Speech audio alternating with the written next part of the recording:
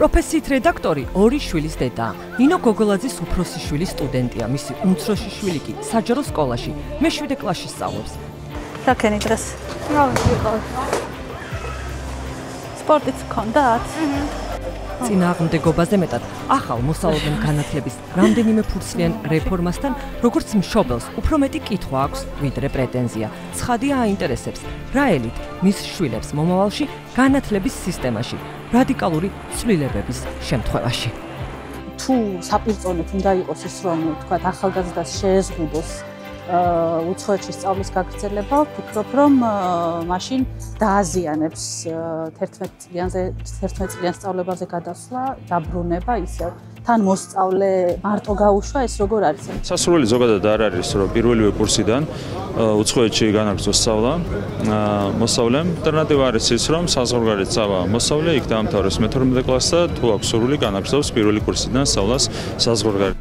უნივერსიტეტები, სკოლები, საგანმანათლებლო კერები, მარტო სარფიანად გასაყიდი შენობები კი არა, თითოეული ადამიანის ბედისწერა და მომავალია. მით უმეტეს მაშინ თუ ოცნებას ზრახვა აქვს, ერთხელ და სამუდამოდ მოშალოს მენტალობა იმისა, რომ უმაღლესი განათლება აუცილებელია.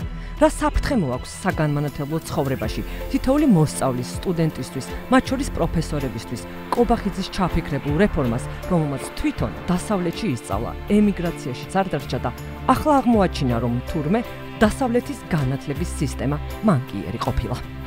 არავის საქართველოში არ აქვს იმის ფუფუნება და შესაძლებლობა, რომ მე-12 კლასში შვილი გააგზავნოს სასწავლებლად საზღვარგარეთ. ანუ ეს რას ნიშნავს? ირაკლი, ეს ამიტომაც ვამბობ, რომ ეს არ არის რეფორმა და ეს არის ერთგვარად ახალი ელიტის შექმნა, რომელიც ფინანსურად იქნება დამოკიდებული ბიძინა ივანიშვილზე და დაკავშირებული ბიძინა ივანიშვილზე და მის კლანთან, რომელსაც ექნება ყველაფრის მიღწევის შესაძლებლობა.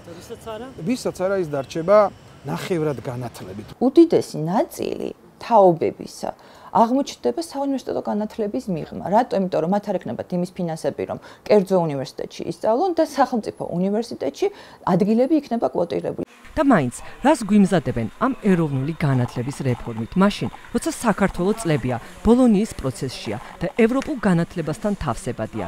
12 წლიანის ნაცვლად 11 წლიან სწავლებაზე გადასვლა ნიშნავს, რომ მოსწავლეები ვეღარ შეძლებენ პირდაპირ ევროპულ უნივერსიტეტებში მოხვედრას.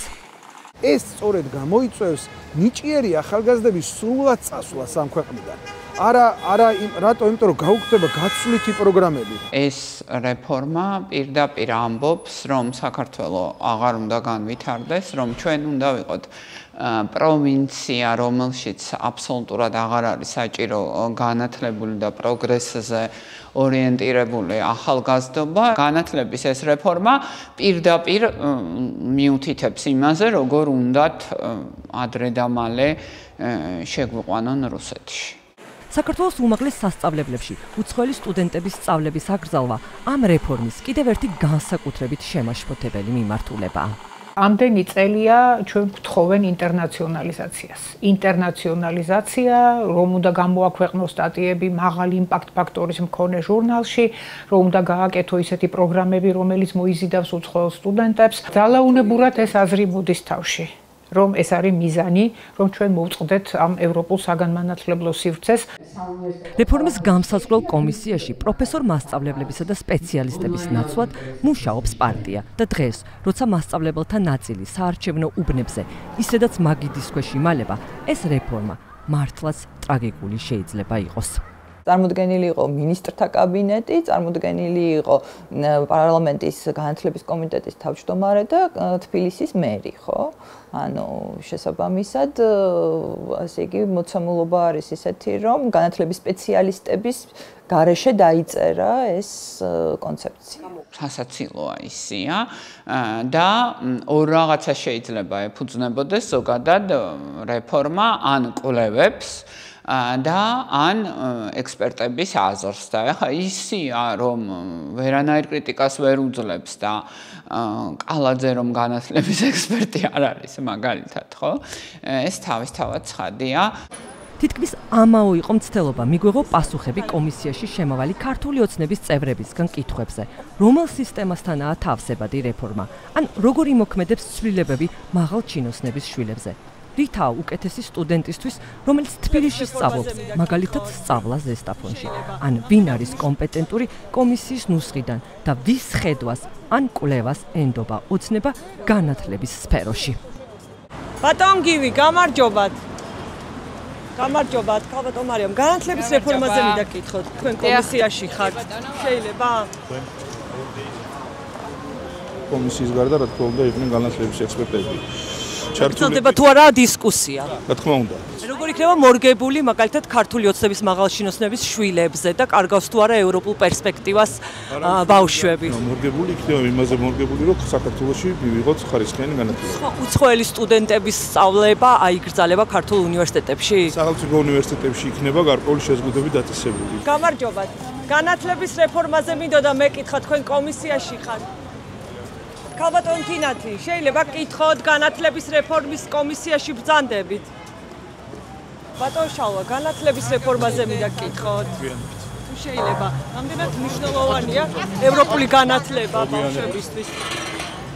ერთი ფაკულტეტი ერთ ქალაქს. არც ერთი წარმატებული საგანმანათლებლო სისტემა ასე არ მუშაობს. ეს ინსტიტუციურ ავტონომიას დაარღვევს. ერთი ფაკულტეტი ერთ ქალაქში ნიშნავს ერთი სახელმწიფო უნივერსიტეტი ერთ ქალაქში. ამათ უნდა დაგვაბრუნოს საბჭოთა სისტემაში, სადაც არსებობდა მხოლოდ თბილისის სახელმწიფო უნივერსიტეტი, ჩამოთვალეს კიდეც რა დონეზეც დავლენ, იქნება მხოლოდ ის, რასაც ახლა ჩვენ უყურებთ, იქნება სამედიცინო უნივერსიტეტი და დანარჩენგან ყველაფერი გაქრება დაშლიან ილიაუნის, გაუქმებენ იმ მათ შორის იმ დამოუკიდებელ და თავისუფალ უნივერსიტეტებს, კერძო უნივერსიტეტებს, რომელიც მათ არ აწყობთ პოლიტიკური თვალსაზრისით. თუ კი იქნება მხოლოდ ერთი ფაკულტეტი ერთ ქალაქში, ეს საერთოდ ზოგადად უნივერსიტეტსაც შლის როგორც მთლიან ორგანიზმს. ის სხვადასხვა დარგის სპეციალისტებს შორის სამეცნიერო კომუნიკაციას გაართულებს იმთავითვე, დანგრევა საერთოდ ძალიან იოლია აშენებაა ერთული.